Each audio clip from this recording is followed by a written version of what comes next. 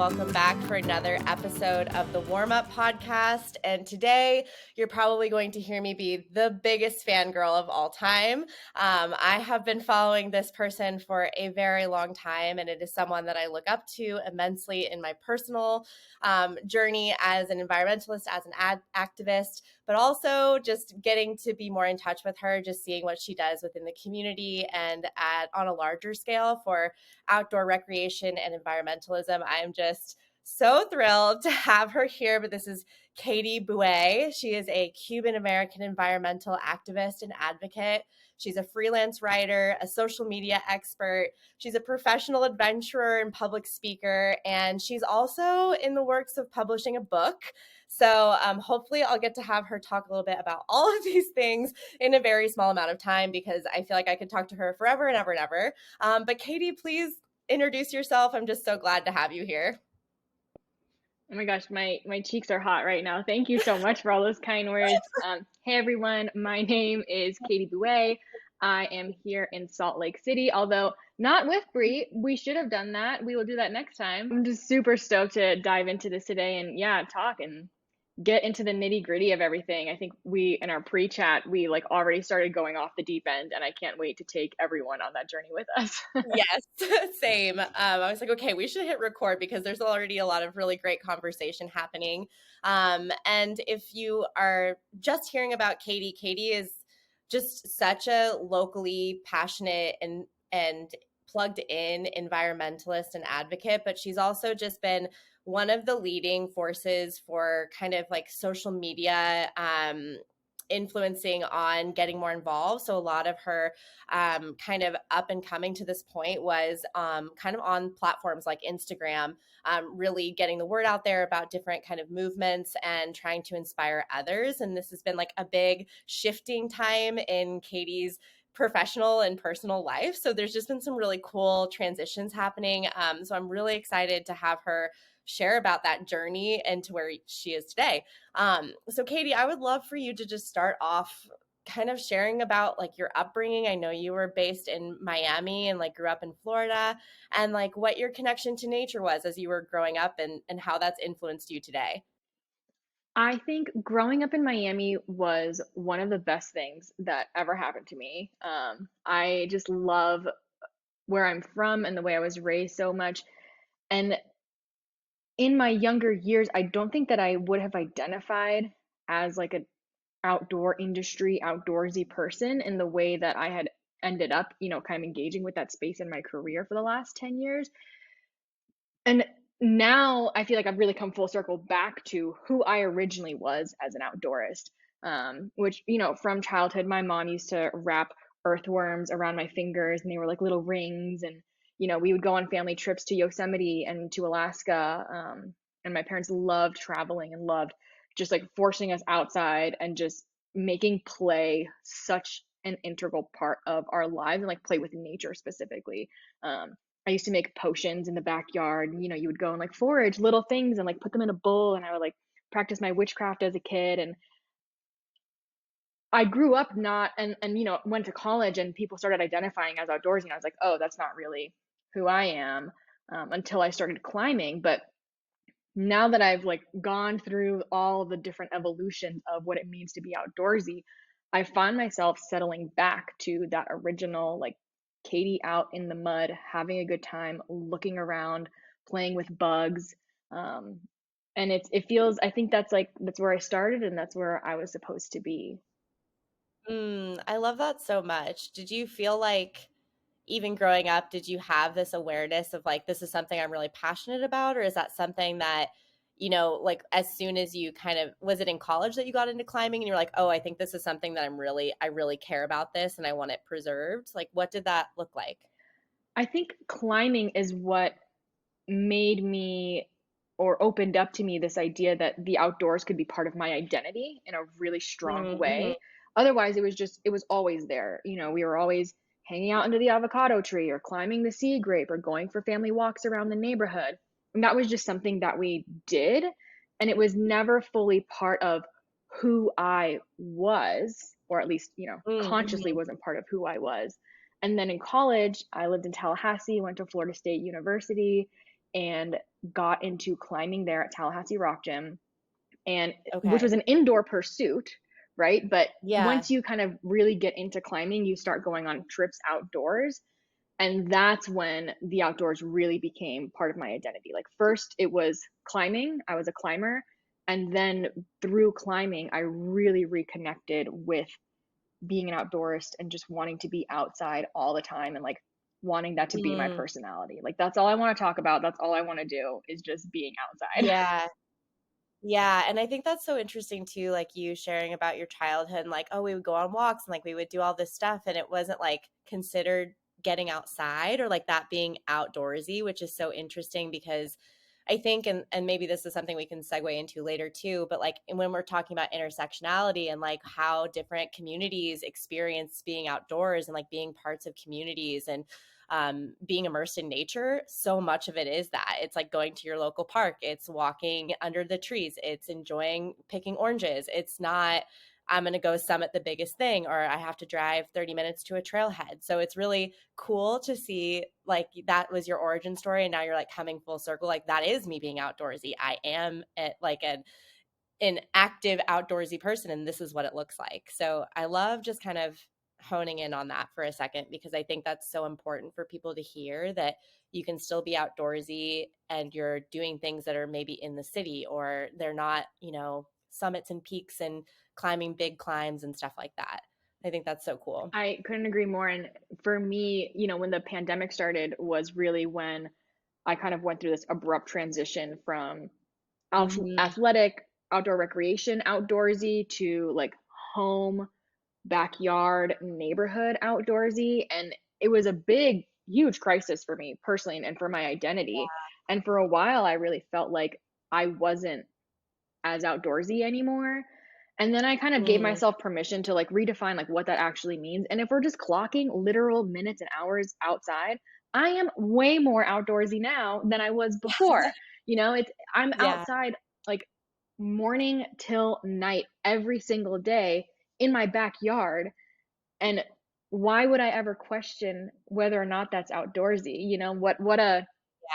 What a critical failure, I think, of our community and our culture that we would have someone who is clearly so outdoorsy questioning whether or Yeah. not they're outdoorsy. Yeah, Yeah, and like how in touch you are with things too in that space. And, when people take the time to even go sit in their park and they're feeling grass and they're like paying attention to the trees and they're doing all of these things, it's like that is so in tune and so intentional and beautiful. Like, why would that not be a perfect example of what an outdoorsy person is at the core? It's someone who can appreciate and just like marvel in outdoor spaces, no matter what that looks like. totally. So I love I wanted to just, yeah, focus on that for a second for anybody who's listening to be like, whatever you do outside is like amazing and perfect just as it is. Absolutely. Yeah, it's outside. It's sun on your face, it's your feet and hands in the dirt, it's looking at bugs, it's engaging with other people around you outside. Like whatever you're doing Yeah. is beautiful and I love it and I'm so happy for you. Yeah, yeah. I feel like this is a really great segue too into like what made you decide you wanted to work in the environmental space and like how you got into the track that you've ended up on because I feel like it's become like I mean it is so huge. Like your profile of people you've worked with and stuff is just massive and it's just so interesting of like what you're transitioning and ladder must have been like to get to where you are now. So what was the initial spark and like what made you want to go into this work? Did you graduate with something around environmental like degrees or what did that look like? No, I actually studied creative writing. I have my degree in creative writing. I did That makes take a lot of there sense. there are two kind of sub courses that I took that I think really affected the trajectory. The first was a travel writing workshop that I took, and it Mm. just I like decided I wanted to be Samantha Brown. I don't know if that's way too much of a throwback to like early No. Travel Channel days, but I wanted to be Samantha Brown. I thought she was so cool and out there and traveling and independent. Um, and so that really kind of sparked that like get out there for me. And then I studied human rights for 3 out of the 4 years at FSU and really just kind of I'll never forget the like title, I guess, or what my professor called me. Professor Ruggiero. One day he was like, "Katie, you're a bridge builder. That is your purpose on Mm, this planet. He was like, you build bridges. You see both sides, like even when they're right or wrong, like you see them, you hold them both, and you're able to bridge them. And that's something very unique and like a role that not everyone is bestowed the honor of, fulfilling in this world. yeah. Um, and that's something that I've really carried with me through all of this. But kind of rewinding again, what sparked the environmental and kind of the stewardship itch for me was living on the road for a year in 2012. I bought a big yellow, slightly decrepit Sprinter van. This was Wonderful. way before the era of vans that we have now. Like my van currently has a water heater, and my van back then was literally just the clearance section at IKEA drilled into the frame of the vehicle. There was no insulation. It was like our bedding was leftover rock gym padding from the gym that we worked at. It was, you know, very different, but I got to spend an entire year living on public lands and traveling across the country to climb.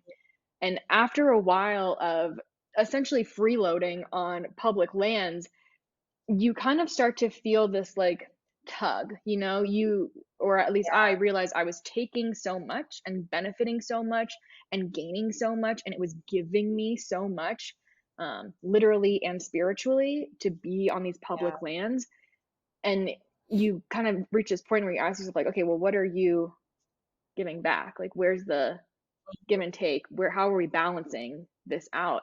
And really realizing that people use public land, leave an impact. And Yeah. I just felt this sense of responsibility to give back to these places that give me so much. And that's really kind of where it all started. And after the year on the road in the van, I moved to Colorado. I thought I was going to move closer to the mountains. I moved to Denver. That is false Mm. advertising. You are not that close to the mountains in Denver. But I took a job with the Outdoor Industry Association, and it was a like trial 90-day coordinator position. They wanted to see maybe if social media was something worth investing their time and energy into. And I kind of just like came in hot, and I was like, it's worthwhile. It's going to be my full time career. Let's do this. And I think I literally said that to my boss, Jennifer Brunson, when she hired me. I was like, I know this is only 10 hours a week, but I just want to let you know that by the end of this 90 days, we will be transitioning this into a full time job. And Good for you. I mean, good for Katie back then. I don't know that I have the chutzpah for that kind of like direct confidence anymore, but she was really working it, and just really put everything I had into that, and through that work discovered the idea of advocacy. They have a really incredible government affairs program over at Mm. OIA, and I learned so much under the leadership of people like Jessica Wall, now Jessica Turner, and Alex Boyan and Jennifer Pringle, and so many people who taught me and showed me that you can not just feel responsible to take care of public lands, but that you can actually like get involved and engaged on a legislative, federal, at the White House Yeah. level. Really kind of putting words into action in a truly inspiring way. And it changed my life just to see what they were doing and what you can do when you really dedicate yourself to taking action on things that you care about. So I was there for, I think, about 5 years total. And after 1 year of being in house, I really realized that like commuting was not for me. I was commuting from Denver to Boulder every day during rush hour, and that is like some real soul sucking stuff. Yes. Yeah, not good. And kind of decided that I want to get back out on the road. I created a pitch deck where I ran through all of the things that I had accomplished in that year and kind of like really tried to sell myself. I had all sorts of pictures of me and the team having a great time and our like team spirit. And at the end of it, I presented this to my managers and I was like, so I need to leave Colorado. I'm unhappy here. I got to go. Mhm. However, I have a plan. It's called the OIA Roadshow. We're going to get a vehicle. I'm going to live in it. I'm going to tour around the West to visit all of our members and host sustainability happy hours and document the outdoor industry in action where it's happening. Can I do this or not? And they were like, um, wow, bold plan. But my boss at the time, Jennifer Brunson, is like literally the most supportive mentor and role model and manager that I've ever had in my career, and supported me through it and sent me on my way. And I think that that is really what put all of this chaos that has become my career into motion, and just getting out there and interacting with the land and the people and the organizations that like make this whole industry and community and space. And you know, Yeah. you're part of it, and people who are listening to this are part Yeah. of it. Like it's just, it's electric. How do you not want to be involved? Yeah. Yeah. I think there's a big part that's almost like a fear of missing out once you are like seeing it happening. And like, I mean, I just said that case in point about the series that you were just at. I was like, oh my gosh, they're amazing panelists and you were there. Like it just looked so incredible. And I had this like fear of missing out. I was like, I should have been there. I'm so sad I wasn't there. And there's just a part of being not even just a part of something, but something bigger than yourself that is good, that is positive, that is going to hopefully make a long term solution and getting more people involved. Like that is something that people should, that's the energy we should be putting ourselves into. Um, and putting our time in our space and networking for things like this is what it's all about. And I'm curious too of when you were doing this roadshow, like what are some things that maybe stood out to you about like the communities? Were there like certain topics that kept coming up, or like what did you feel like, was there a specific need or something like that that you kept seeing over and over again, no matter like what area you were in? Ooh, okay, we're gonna start getting a little spicy now. Yeah. So Yeah, let's do it. what really stood out to me, and you know, through being involved with the outdoor industry, you start hearing these statistics about the power of the outdoor recreation economy. When it first came Mm, out, it was $887 billion that are spent annually on the outdoor industry and the outdoor recreation space. Now, the BEA, actually the Bureau of Economics, actually includes the outdoor sector as its own section in the GDP. We are 2.2% of the GDP last I read a few years ago. That's huge. Like it's yeah. the size of the outdoor space is absolutely enormous, and that was always such a powerful number to me. And once I started getting on the road and getting a little bit more I suppose spiritual in my approach to the outdoors and the community, Hmm. I really started to kind of find holes in the perspective of the industry a little bit. And so what I would keep Mm, finding is this fact, and I would go to these places and I would meet people, and I would talk to brands, but I would be talking to people. And so I started really realizing that like the industry is kind of yeah. business and numbers and like selling boots Yeah. and gear. What I'm really interested in, and where the connections are, and where the passion and like everything that makes it possible to sell the boots is in the Right. community. It's all these people who work for the brands, who Hmm. work for the organizations, who buy the gear. It's the community and the individuals, and that's where I wanted to be putting my time and energy and my you know, investing my own spirit. Um, Yeah. and that was universal among everyone. You know, everyone felt that spirit. Like we work in the outdoor industry because we are outdoors, because we have these personal values about how much we love the outdoors, how we feel this innate sense of you know, stewardship and Hmm. just revering these places in like a really spiritual, deep personal way. um and so I kind of just it's like, man, what, I want more of that. What does that mean? How can I put more time and energy into that? Because I think that's the good stuff, right? Yes, absolutely. I feel like, I mean, that's even with my position now. It's entirely focused on the community with our, like we're a company, yes, and it is about apparel, but it is about the community, 1000%. Like we don't have a company without these people who are so passionate about doing something for the planet and doing something for nature. And they care so much about, even the smallest thing that they can do. And it's like, that is what's so important is feeding into and pouring into those people and pouring into the resources and like, learning what they care about. What do they want to know? Like, how can I empower them to like make sustainable choices, like even beyond just this one thing that we're focused on. But I feel like that's so interesting that you were just going around and doing that for so many different places and potentially like businesses and industries, and like it's still the same. We're all passionate and want to do more and like want to dig in deeper and have the opportunities to do that. Maybe not everyone knows where to start, but that's like what people want.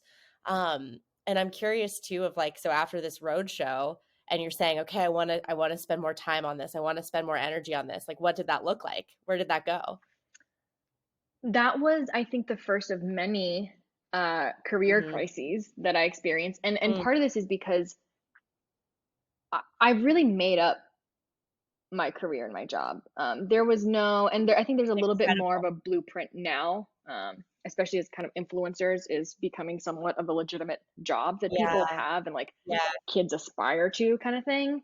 But when I Yes. started doing all the sharing myself on the internet, it was just like a really weird thing that you could start doing with social media. You could share, Mhm. you could document. And I've always been um a storyteller. I've always had fairly strong main character energy, so like that just felt right to me. I love documenting, I loved writing, I loved taking photos.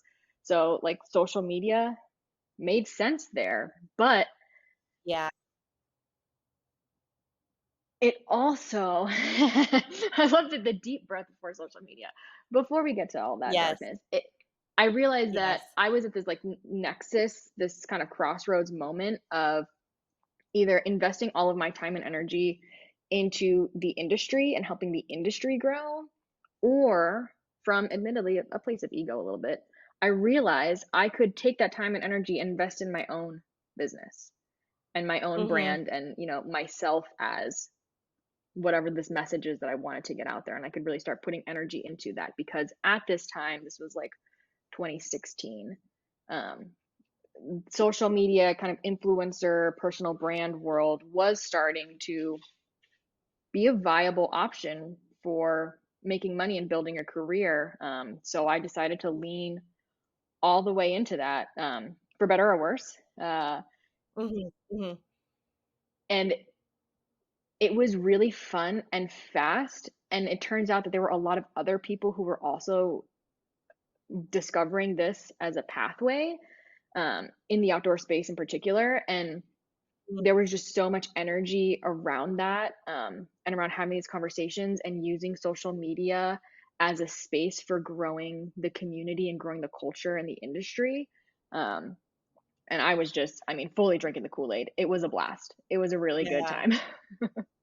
Can you give people an example of like some of maybe like the campaigns or like some of the things that you were doing during that time? Because I feel like it was very up and coming, but you were very much like calling people to action and like doing things like, hey, this is where you would go to sign a petition or like all of this stuff. So were there specific kinds of, okay, if we're looking at um, climate change and environmental issues, there are so many, and it is so hard to, like if I would never be able to focus on every single one of them, or you're going to burn out, and it's not healthy to like try to save all the things at once. Like we really do have to kind of like pick and choose.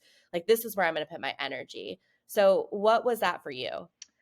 So this is not the answer you were seeking. The answer is that I was trying to do Trying to do all the all of things. the things, all of the things, and Yeah. really trying to kind of continue the level of work that I had been engaging with OIA, which is really big Mm, federal national level, like affecting everyone, these huge bucket ideas. Like literally yeah. I was in the pursuit of fixing climate change. Like, girl, what? Yeah.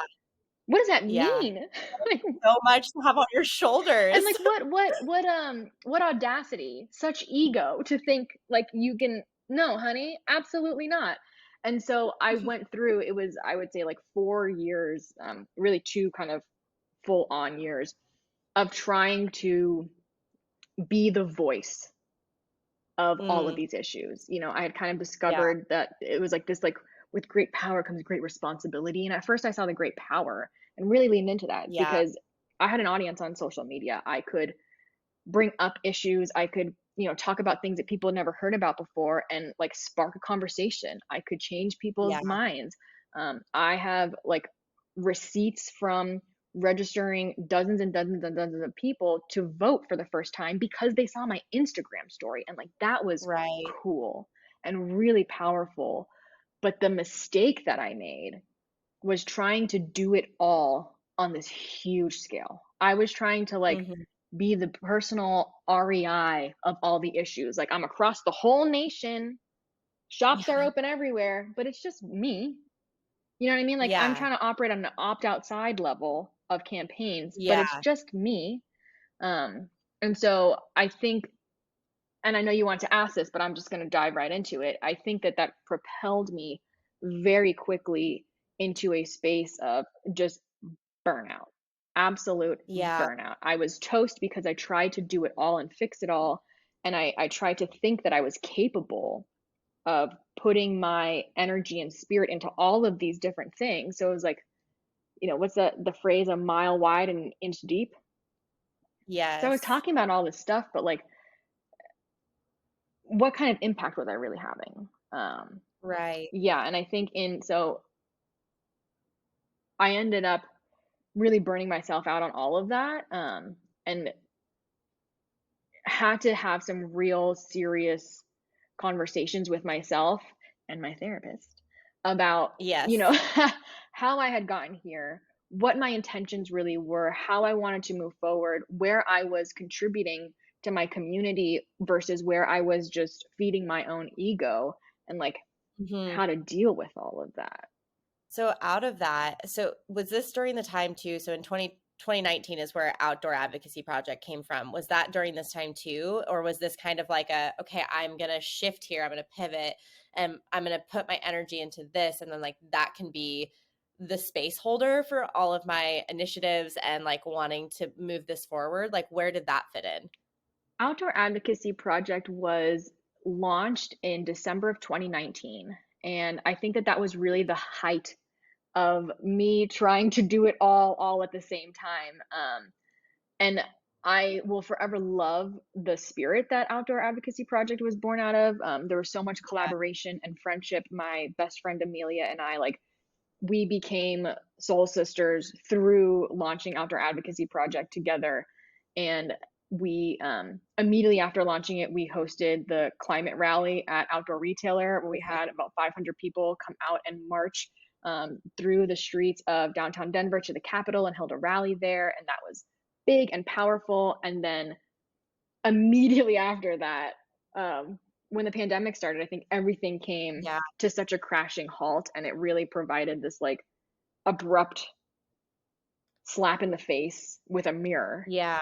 And I think what I ultimately realized is that Outdoor Advocacy Project is like the vessel for my work spirit and the work that I want to do. And we've since, in the last few years, really pivoted what Outdoor Advocacy Project looks like. We haven't posted on social media in well over a year. We haven't put out much of anything under the name Outdoor Advocacy Project, but we're doing more work than we ever have before.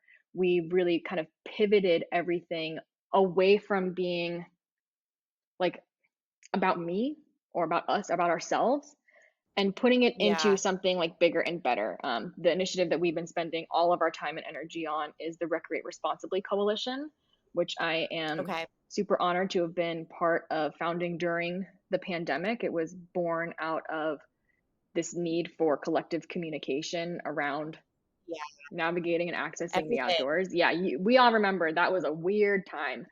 Um, and so putting work into something that is not about me has been like the most powerful transformation in my work. Mm, I think my therapist refers to this as ego death, and really just realizing mm, like it's not about me. I don't really matter in this. Like, Mother Nature is going to keep chugging along as she needs to, when she needs to. And like, I just need to get out of the way and let her do her thing and not make it about me. And that's been so magical and also kind of lonely because I feel like I'm going through this whole revolution of how I approach the Yeah. outdoor space and the outdoor industry and our community and culture. And sometimes I'm like, am I just out here on like wacky island by myself, thinking all these things about how we should all just be like hanging out in our gardens together? Um, but it's cool. It's fun. Such an important message too. Like I've had a few conversations where it's been that very sentiment too of just like we are not a part of the system that Mother Nature is going to have. She's going to go and it's going to happen regardless of whether we're advocating or not. Like obviously we are the reason that a lot of this escalation is occurring. Yeah, I feel like there is a sentiment that is happening where it's just like, no, like, we can advocate and try to do the best that we can by nature, by the earth, and like taking care to preserve and conserve. But like we maybe need to take less of it about, you know, this is about me and how I'm going to do this thing because I feel like I can do that too. Or just be like, you need to be just like me. And it's like, well, we could all be doing things in our own ways to, take less from the planet. But maybe that looks a little more like us not being involved as much. I don't know. It's kind of a weird balance of wanting to give back and do good and like be this advocate and like do all the right things, and then also being like, well, would this be more beneficial if I just like wasn't doing anything at all? Like just was, going to the grocery store with my reusable bags, and I just that's what I do. I'm just living and doing the best I can without doing anything else. Yeah, and And I know, go ahead. I'm curious. No, I'm curious of like, because I feel like we're getting into the conversation around like, like your transition kind of away from it, like social media and stuff. And I'm like curious of where you stand with that. Like, how does that feel to you? What do you think as like someone who has been this a very large advocate and activist, and then just being like, okay, so what does this look like if I'm not in that role anymore, or like doing as much as I was doing? Yeah, and even the way that we just discussed that idea of like getting out of Mother Nature's way and like not doing something sometime, I hear both of us doing this like, okay, how do I say this Yeah. without saying it? Because we're not, Yeah. dear reader, we are not telling you to just like give up your advocacy and not do anything anymore and choose Yeah. complacency. Like that's not the message. Yeah. But Yeah. it's I love how juicy and complicated this is now, right? Because and It is. I think it's part of like getting off social media has allowed me the space to get a little juicy and complicated. Um, because it is. And so before I answer your question, I want to bring up two things that I learned at that Balancing the Biome symposium Yes. that we kind of briefly mentioned, where we discussed the rights of nature. And the first Yeah. idea is something that one of my co-panelists, Isaiah Hernandez, queer brown vegan, go follow him, said He's incredible. was so incredible was we don't need, and this is all talking about the Great Salt Lake specifically, but like this Yeah. idea that Mother Nature doesn't need us to protect her, she needs us to respect her. And I was like, ooh, Mhm. I love that. And it for me brought up this idea because we keep using this language of save the Great Salt Lake. And it's this idea that like Yeah. the Great Salt Lake needs saving. However, it does not need a savior. And I think that Mhm. that's the line that I'm figuring out how we balance that, how we kind of live that, and how we start like talking about that so that we can shift our perspectives in the outdoor culture. Because I think we have a lot of like saviorism Yeah. in Yeah. trying to do good. It's like we're almost like trying too hard. It's like a little desperate. Chill Mhm. out. Mm.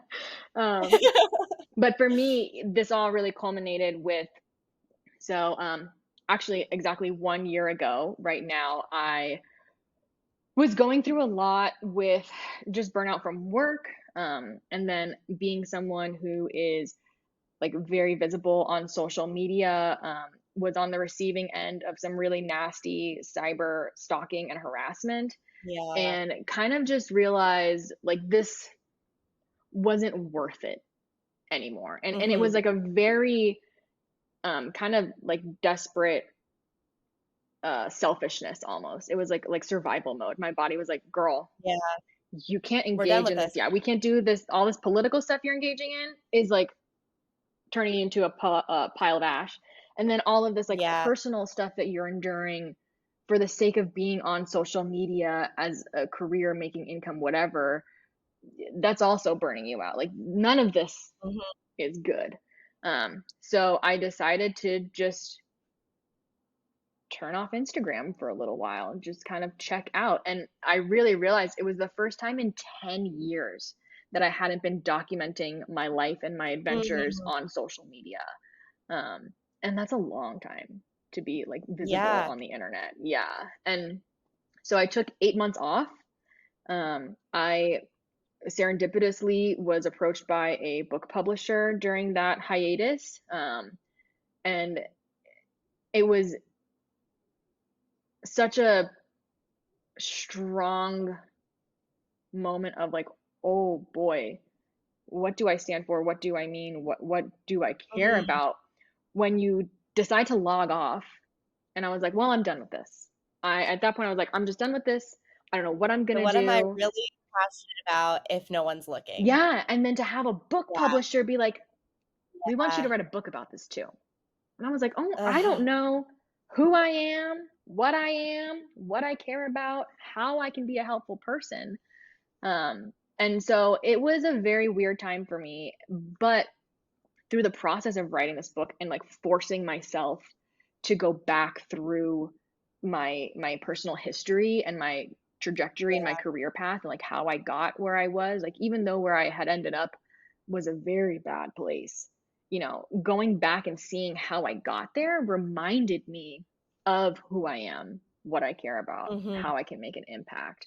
um, and so I think I logged back on. It was June of this summer. I kind of logged back on and was like, okay, Yeah. let's try this. But I think taking time offline is something that I cannot recommend enough to anyone. Like, it doesn't matter if Mm. you are an influencer, a public figure, or if you're just, someone who uses Instagram like personally, but feels kind of like weird pressure and doesn't love being on there right now. Like, Yeah. log off. You have permission to do so. The world will keep going on without you. Something I really had to reckon with was that like my voice, and by that I really mean like my Yeah. Instagram stories, which Yeah. let's Yeah. be honest, we're being radically honest here. My Instagram stories were not going to change anything. Me not posting about XYZ world crisis going on wasn't actually going to change anything because me posting about those things didn't really do that much to begin with. And I think that Mm. when we give ourselves permission to log off the internet and to stop participating on social media for a little while, there's a certain amount of clarity that I wish upon us all about the Yeah. fact that social media is performative. Like point blank, Yeah. period. Everything you post on social media is like a performance. It's a performance of your values, of your personality, of who you are. And that's not necessarily a bad thing. Like it's like an art performance, right? All art, Yeah. all words, all books, it's all a performance. And I think that we have to like remove the weird stigmas from that and just understand it for what it is. Like when you post online, you are performing. And that's fine if we examine like why we are performing, for whom, Yeah.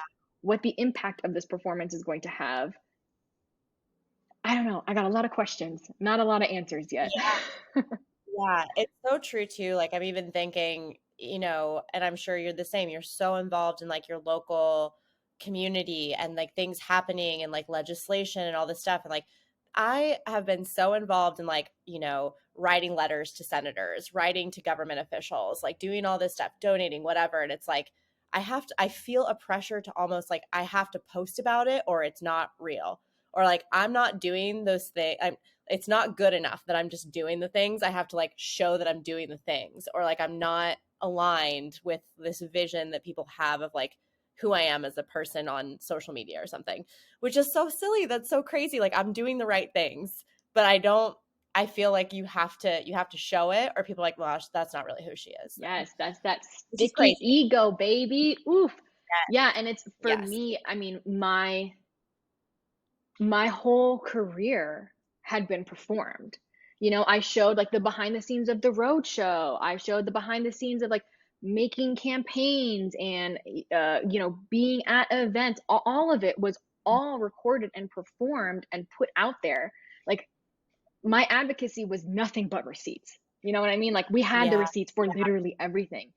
And so to turn that off was a real uh question to self of like, so do you mean it or not?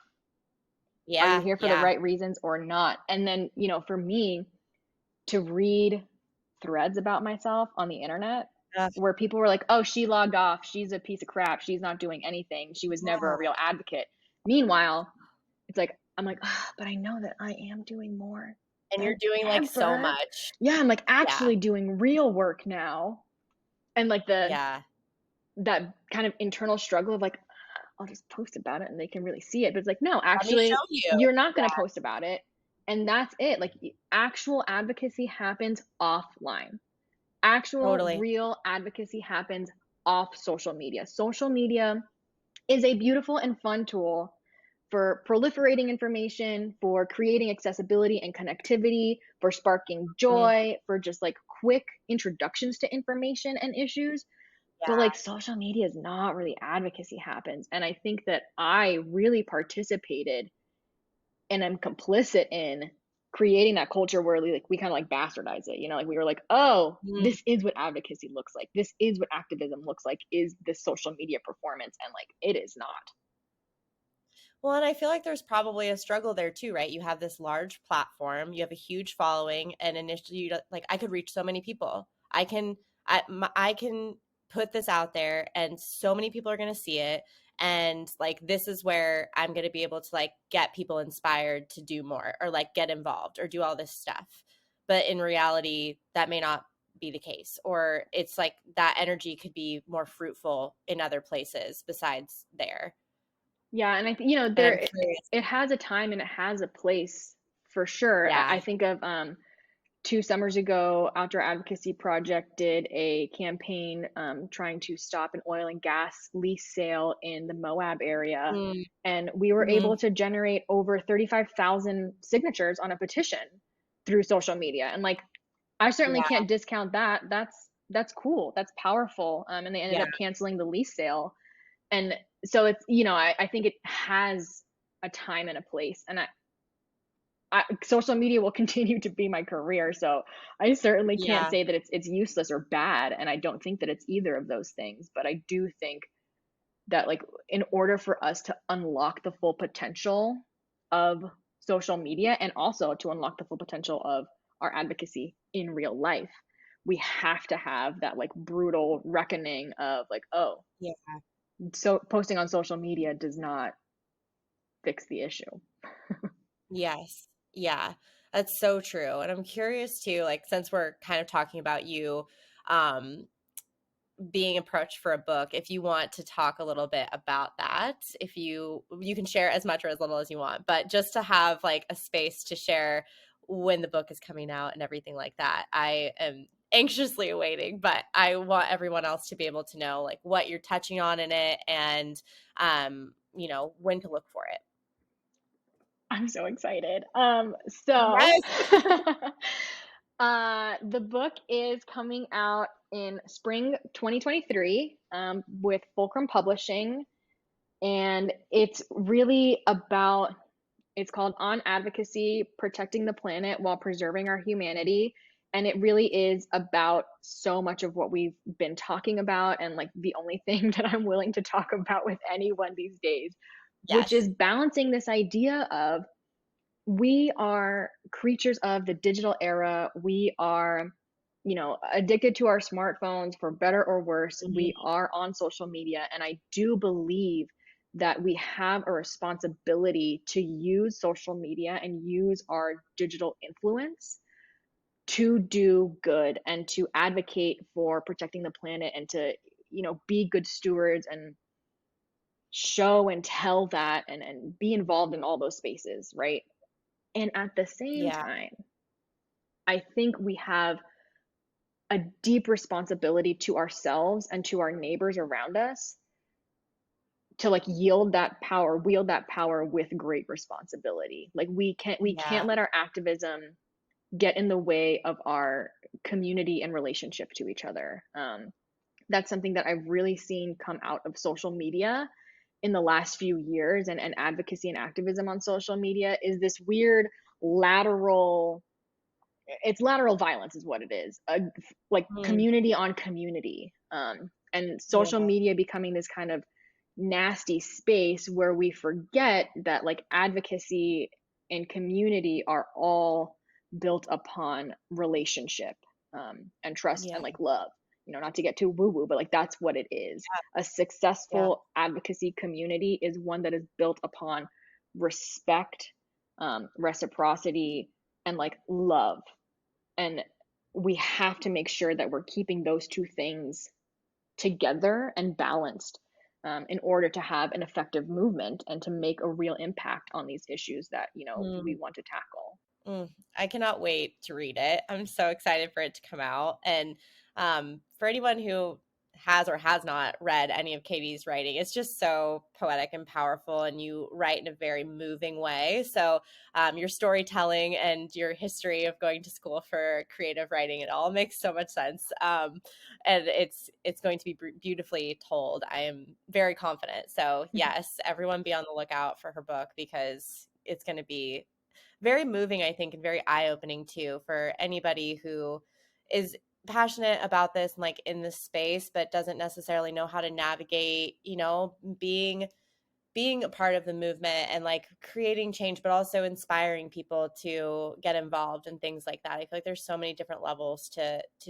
being a part of this, and knowing how to do it in a way that's actually going to be effective and move things forward, instead of just like being a circle, right? Like I'm going to post this and then I'm just going to post again in 3 weeks. And then, it's just like this cycle and like nothing actually happens. Hmm. So yeah, I think that that's amazing. And I'm so excited for you to be writing a book on this topic, because I feel like more people need to reflect on it. Like even me, I'm just like, man, this is such a good conversation for myself too. Yeah, and the book itself is it's part of a speaker series that they're doing. So it's a lot of first time authors and people who have written essays on different topics, and it's really just kind of like taking these ideas that people have already put out there and expanding them out. So I'm very Yeah. excited, A, for the fact that I had to write this book, and B, as someone who would actually consume this book. It's only with like 120 pages or so. I think it's a shorter book. Um, and Hmm. I love that about it because I can't, I'm like bad at reading. I used to read books and books a day. I used to get in trouble as a kid. Like I would get scolded for reading too much. And now Yeah. it takes me forever to get through a book. So I wanted to create something that was approachable and accessible, and like stick it in your pocket, carry it around, Yeah. read it.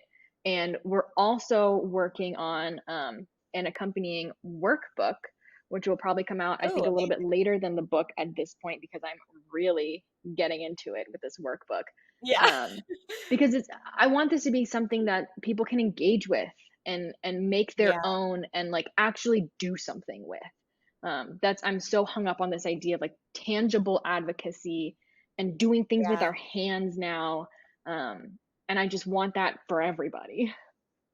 Yeah, I love that so much. Well, I'm going to be getting the workbook too. That sounds amazing. Oh my gosh, this is so exciting.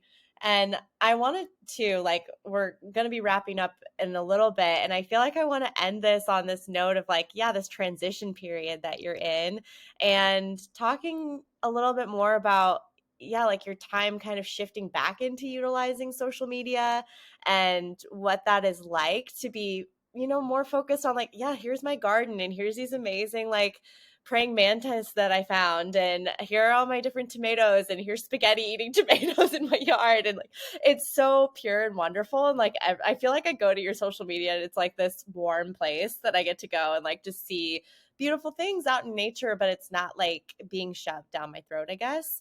So I'm curious of like what it's like kind of transitioning back into social media, and like I'm sure that your projects and things that you've taken on have shifted as well from, taking your break to now too. So what does that look like now?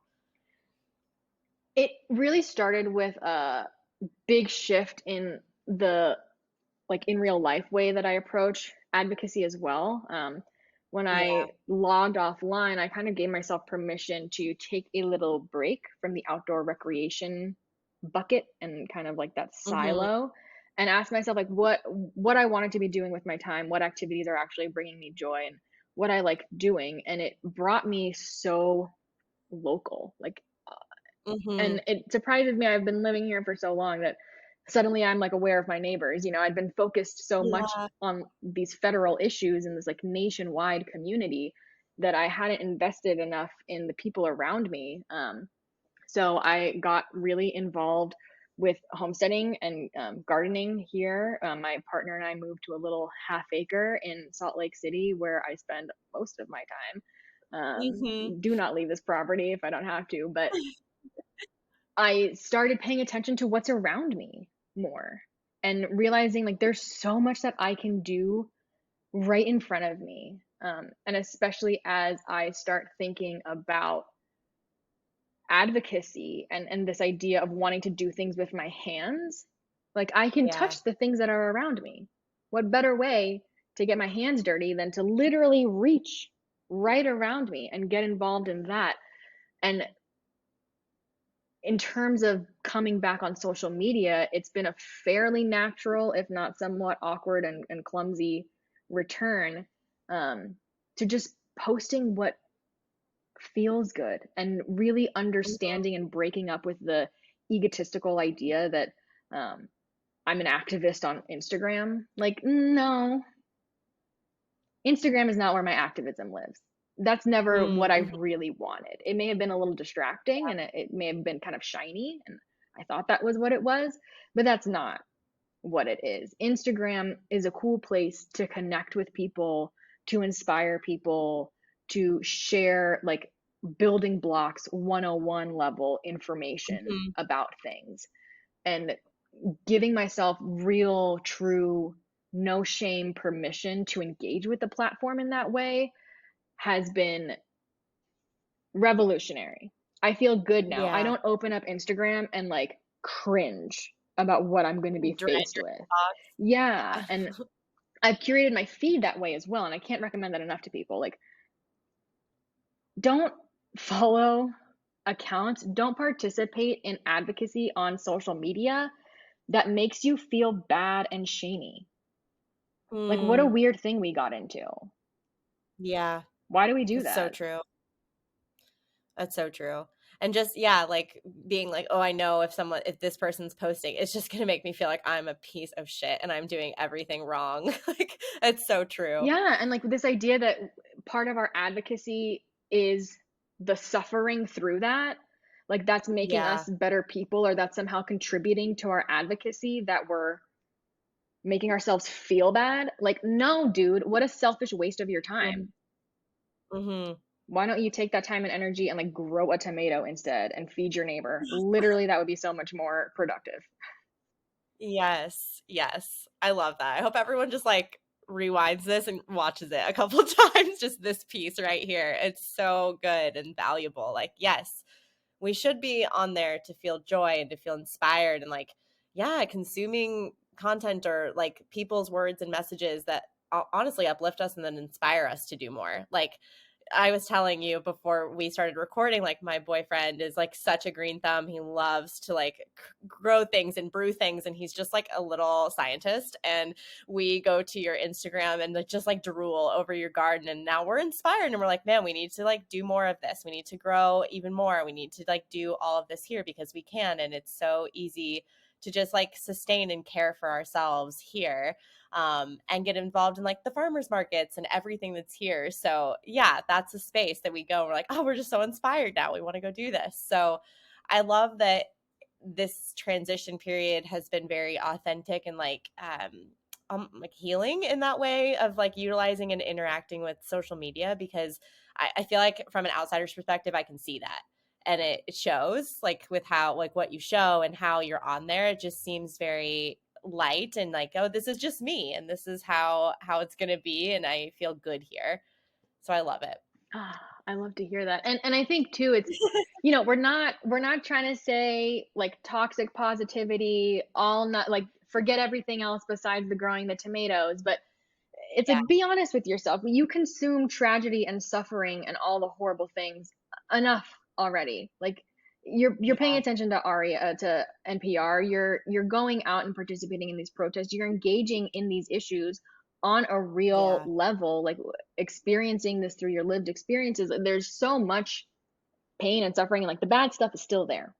We see that, yeah, we recognize it. We are just choosing not to handle that on Instagram. We're handling it in real life with our hands, with our yeah, neighbors, with people that we can trust to like do the work with us, not strangers on the internet. Because mad respect to all the strangers on the internet that I have great community with, but like they're just strangers on the internet. We have to yeah, engage and connect and invest in our neighbors and our communities around us. And I think that the gardening is my like secret gateway, sneaking in the vegetables with the macaroni for people to kind of get people to start shifting their perspective on how we engage with yeah, the outdoors, how we engage with advocacy, what that looks like, what that feels like. Because I think that over the last few years, we've gotten this weird cultural thing where like advocacy should be suffering. And I mm, just don't disagree with that. I think the issues that we're tackling come with so much suffering and pain on their own. Like, we don't need to bring any more of that to the table. We need to show up with yeah, solutions and energy to support the suffering and to ease the suffering that's already going on. We don't need to come boo mm. hooing with our own Instagram fabricated problems. Yeah, yeah, man. Such good, like, yeah. I have so many things I'm like, "Oh, I'm just gonna sit and reflect on this after we're done here because it's such a good conversation. This is so good. I hope that I just want every person to listen to this. Because I feel like there's just so many nuggets of just like not only truth, but just like, oh yeah, like I feel that. And now you're putting words to this and like this is so good. And I wanted to like segue into this as kind of like a final thought of like, as someone who if there are people who are wanting to be advocates, wanting to get more involved, like what are your suggestions for someone who's kind of just starting out or like I feel a little lost and maybe I'm overwhelmed. I don't know what to do. Like what is that advice? My advice is to slow down and look around. Um, Mm, I think that there is, no matter where you are, where you live, there are so many issues to engage with within arm's reach. If you just like yeah. look around, and those are the issues where you can really have a tangible impact. If we set out with this idea that we're going to solve climate change, like what does that mean? What does Mhm. that look like? That's too much. That's like when I put finish your taxes at the top of my to-do list. Like, no, that's way too big of a task for just a little check mark. We need to Yeah. drill down. So look around you, take a walk. Notice like what's going on, what you care about, what is inspiring you, and lean into that.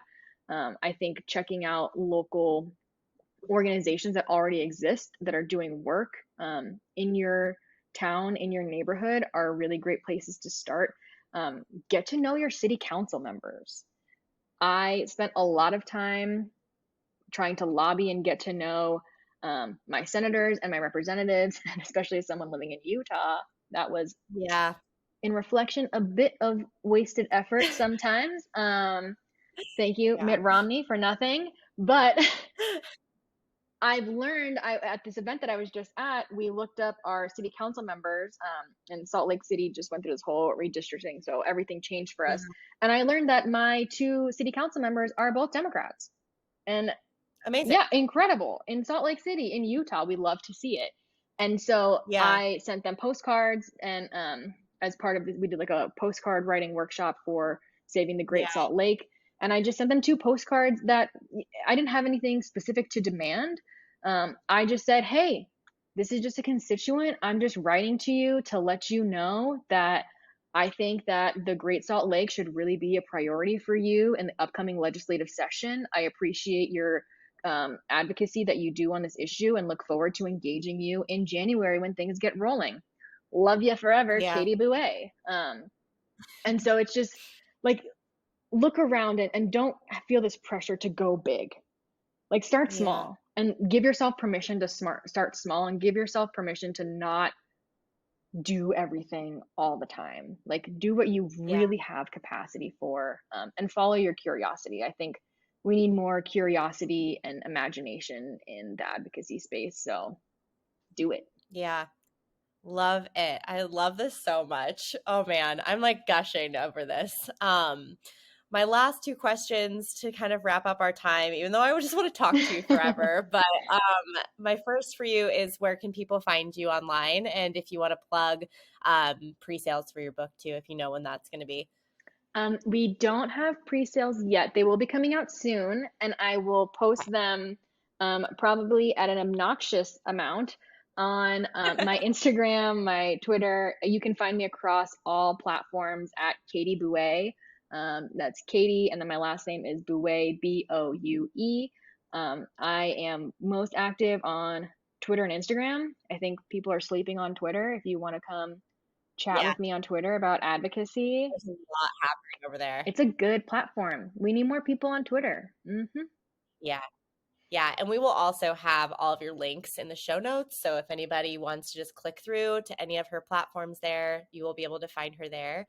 And then my last question for you is, what does keeping nature wild mean to you? Oh, I love this. Keeping nature wild to me right now means making myself and the environment around me part of the broader ecosystem.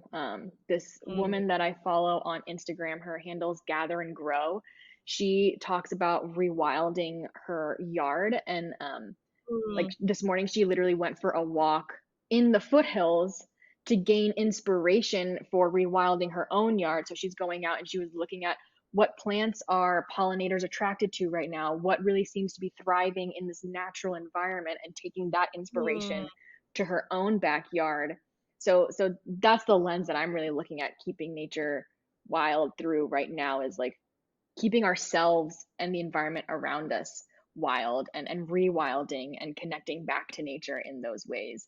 Because nature's pretty cool on its own, and like we don't need to mess with it. We just need to enjoy It's so it and true. respect it. Yes, yes, yes, yes. Oh man, I feel so filled up after this Me conversation, and I too. wish that I could have like many hours to just sit here like, okay, I'm blocking off my whole workday. I'm just going to talk to Katie. I hope you guys don't mind.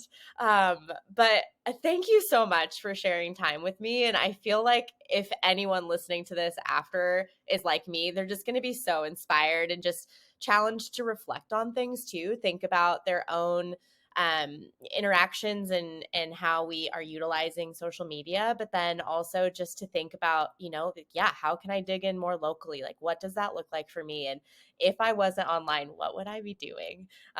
These are such great questions and conversations. So thank you so much for not only the time, but just like being so real and yeah, having these very deep and authentic conversations. So I am so appreciative. Thank you, thank you, thank you. Thank you. I'm about to rocket into like another dimension energetically right Yes. now. I am just like filled up and exploding. And I hope that people who are listening to this are feeling a little bit of that too. I think like this is the good stuff we need. We've all been feeling a lot of bad stuff for a very long Yeah. time, and I think we need to start injecting the good stuff in again. That's right. That's so right. Yeah. Whenever people hear this, I feel like they're just going to be, yeah, beaming. Like you just feel good. And you're like, okay, I have the opportunity to like go do good things now. Yeah. And we need more conversations like this, more interactions like this, more local connections like this. So thank you for inspiring so many people and sharing your story and just, yeah, challenging us all to think and feel and just be outside in different ways. Thank you so much. Yeah, my face hurts from smiling so hard. Yeah, mine too. Nobody can see mine because my internet wasn't working very well, but I am also feeling the same. It's But okay. I think yes, my chubby cheeks and this hair wisp really just did the work for both of us for the entire. If you are just listening to this, I highly recommend checking out the YouTube for no other purpose than to look at my wispy hairs. you're so wonderful. Oh, well, enjoy the rest of your Monday. Thank you so much. And I'm going to be in contact with you soon just to connect more. So, In person. Yes, yes. But thank you so much.